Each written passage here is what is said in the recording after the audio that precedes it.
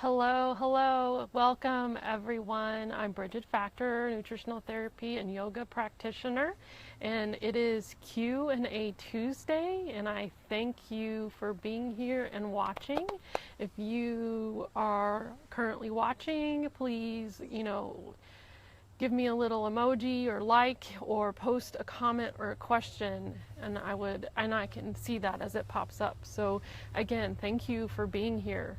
I'm outside on my back deck, and I'm trying to get as much of this sunshine and beautiful weather in as possible, and I love working out here. So I just decided to record this out here. And today's topic is yeast overgrowth a problem for you? This is a common question that I get. People often wonder if the symptoms they are experiencing are due to yeast overgrowth. So what is yeast overgrowth? What am I talking about? So inside of our gut are trillions of bacteria and microorganisms, and they're supposed to be there. And we do have yeast naturally living inside of us and on us. That's normal. But when these bacteria get out of balance, then we can have a species of bacteria that start to overgrow more than they need to be there, more than what's healthy for our body to be there. And in one instance, we're specifically talking about yeast, or candida is a specific type of microorganism that can start to overgrow. You may be familiar with what a yeast infection is. It's more of an external infection, but it starts from the inside, actually, is where it comes from. So symptoms other than just, an external yeast infection on your skin or other parts of your body, obviously that is indicating that there's some yeast overgrowth occurring somewhere. Carbohydrate cravings, unable to control your carbohydrate cravings can be a symptom of yeast overgrowth, because yeast feed off of those starches and sugars. If you have difficulty losing weight, if you're dieting and exercising and the weight is still not coming off, that can also indicate that there's some internal microbial imbalances, one of which could be yeast overgrowth. The other symptom, which I talk about a lot, are brain symptoms. So when we have dysbiosis or yeast overgrowth, we can experience that with our thinking, like brain fog or foggy thinking, difficulty concentrating, headaches, those kind of things can show up in our brain, not necessarily in our tummy, but in our brain. Tummy issues are another one. So if you have trouble with constipation and diarrhea or going back and forth, that can indicate that there's some imbalance in your gut microbiome, which could possibly indicate yeast overgrowth. So how do you know if this is you, other than, going off of symptoms? Well, I like to use functional lab testing, a stool test, where we actually look at what is going on inside the gut by examining the stool, is going to tell us if there are yeast present in an imbalanced amount inside the gut. Also, there's another new functional test out there that uses organic acids. And it's a urine test, so you can test your urine for different metabolites. If yeast are present in your gut, they give off a metabolite, which is just a compound that's a byproduct of them being there and living inside your gut, that is excreted in the urine, and then you can test for that and see if that metabolite is present. Then that indicates that yeast are present inside the gut. So those are ways that you can actually know if that is a problem for you. So finding a functional medicine practitioner or functional nutritionist who has access to that kind of testing can be helpful if you suspect that. So let's say that you think that's what's going on and you get the test back and it shows that. What do you do? What causes that? How does that happen to begin with?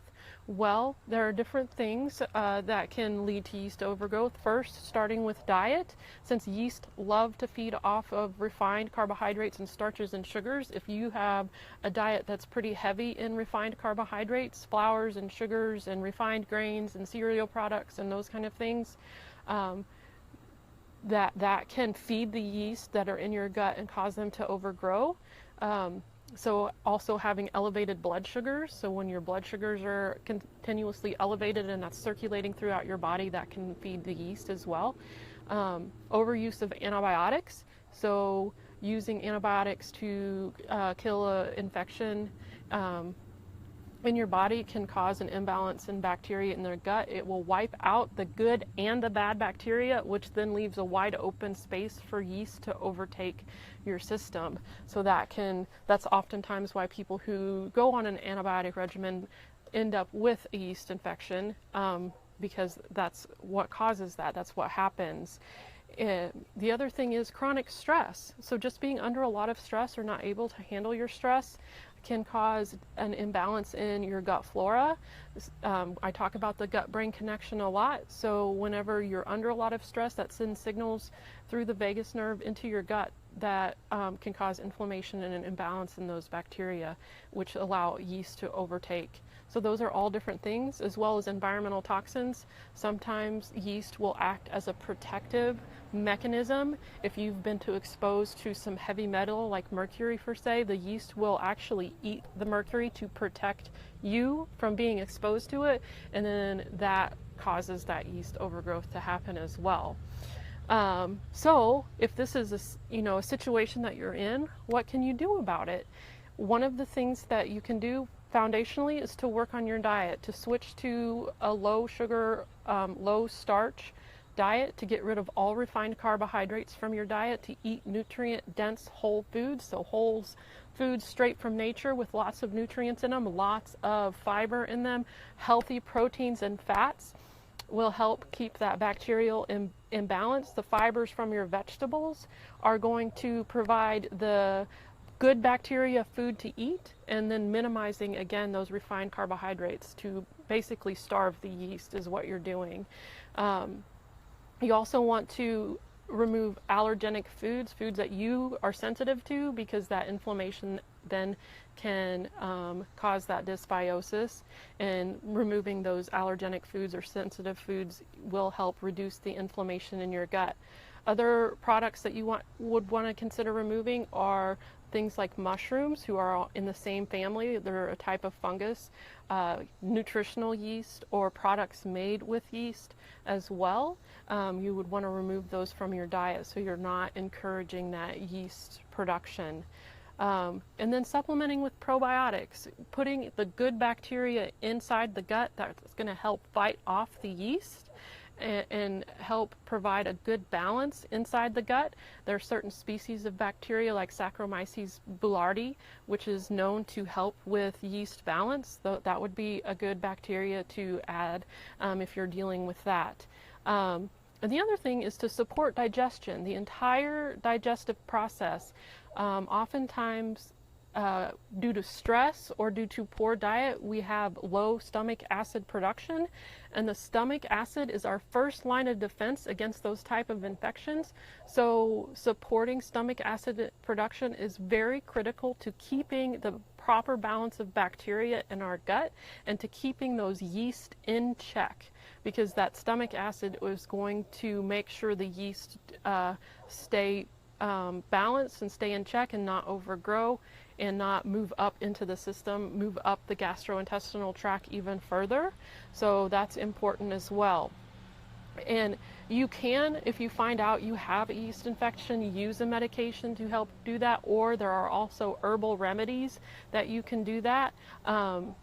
You have to weigh the pros and cons of which way you want to go. You would have to go to the doctor to get a medication to deal with the yeast. The medication is going to be a lot more powerful and work a lot more quickly, but there are side effects to that. If you choose to use a more natural herbal remedy, you can do that. Things like garlic and paw d'arco and caprylic acid, those types of remedies can help restore the appropriate balance of bacteria in your gut.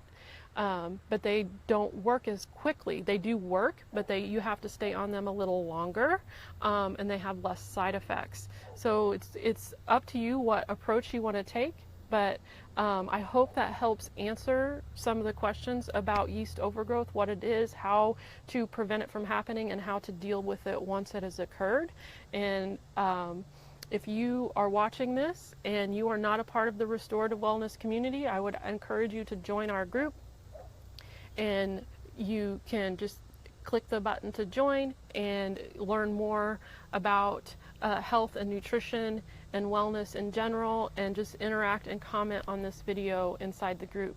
So thank you for watching, and until next time, grace and peace to you.